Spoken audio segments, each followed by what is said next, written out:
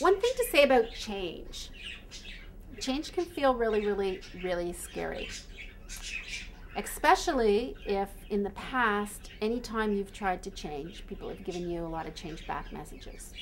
Or they've treated you like, you don't know what you're talking about. Or you don't deserve anything good. Or you're there to serve them. So embracing change or moving towards change can feel really, really, really terrifying. What's a cool thing about change, though, is this. The closer you get to changing, the more possibilities there are that change will happen. So, they did a bunch of studies, and what they realized is this. Change is not just about today I'm this and tomorrow I'm that, or today I feel this way and tomorrow I feel that way. Change is actually a long, long, long process that's kind of got invisible stuff at the beginning and stuff that we feel like doesn't really matter at the end. So when we think about changing, we just focus on the, oh my God, I have to do things differently, right? That's the middle piece. What comes at the beginning is the part where you don't actually realize you have to change. It's just something feels not quite right. You ever had that? Where you feel like, I'm sure you have, where you go, oh, gee, something's not right here. It doesn't fit with who I am and what I'm about, or it's not the way I would do things, or that just feels mean. That's not right. I don't like that, right? That is the first part of the change process, is noticing something's not quite right here. So you might want to sit down and write up a list of all the things in your day today, that feel like they're just not quite right. Because these will all become potential places for change. The next stage to change happens when you have a heightened awareness of these places that don't feel quite right. Where all of a sudden you go, wait a minute, that's really not right. Now I know the difference between it feels kind of funny to, you know what, this isn't right. I'm not liking this. This isn't working. I gotta get out of here. This doesn't work anymore. This is not what I want to have happen. So a stronger identification.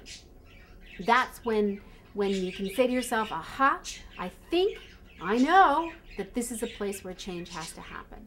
So increased awareness. The next stage that comes after that is you actually get committed to making a change. You identify the change, and then you say, oh, okay, I'm going to actually do something about it. And you'd think that that's the time that change actually happens, but it's not. There's something that happens first. And what happens before that is you start imagining what could happen with all these changes. So you start imagining the way that your life could be different. You start imagining solutions. You start imagining how you would be different in the world. And that's a really, really cool stage to be in. That's a stage of unlimited possibilities if you want it to be. That's a stage where you get to pick and choose based on your intuition and based on what resources you might have available. You get to pick and choose at that stage what stage or what change, what course of change what course of change you're going to follow, right? So you get to evaluate some of the possibilities. So for example, if you're thinking to yourself, oh God, I have to get a car. I really, really need a car. Well, guess what? You get to imagine all the different kinds of possibilities for getting that car.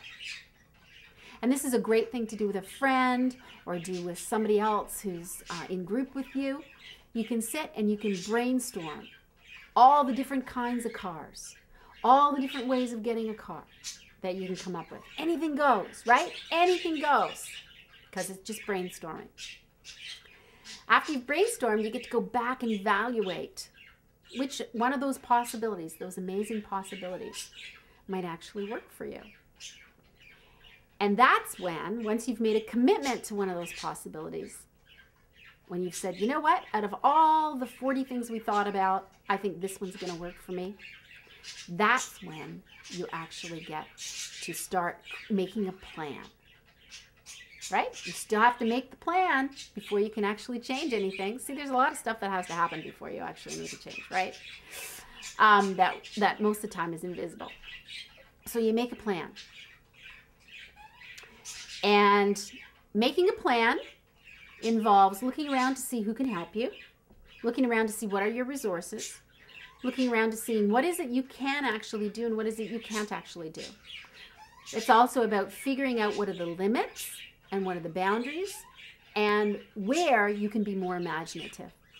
So if you have to work with a bureaucracy, you want to see what the rules of that bureaucracy are so that you can decide how it is you're gonna navigate that, how it is you're gonna negotiate through that process. So you can create the best plan possible for you. Once you've got your plan in place, you actually start doing it, right? This is a piece that sometimes people completely forget about. They go, oh, I've got my plan, and, well, you know, now I'm not going to do it, right? Because sometimes doing it is actually a little bit harder than planning it. Doing it, you can do it better, more effectively with a plan. To do it more effectively with your plan, you need to break it down into tiny little steps. Tiny little steps. And I'm sure you've heard other people talk about how to do that in tiny little steps, so I won't spend any time on that. The other piece that happens after the change, right, is actually maintaining the change. How do you maintain the change? If the change feels good, you might want to maintain it. If the change doesn't feel good, again, important to navigate by joy, right? If it feels good, if it's serving you, if you're benefiting from it, if good stuff is starting to happen, then you might want to stick with that change. So you need to start thinking about, at that point, evaluating the change and thinking about how to keep it going, how to maintain it. And usually the hardest part is in making the plan and starting to take the actions. It gets easier as we go through it, right? As we get to maintaining.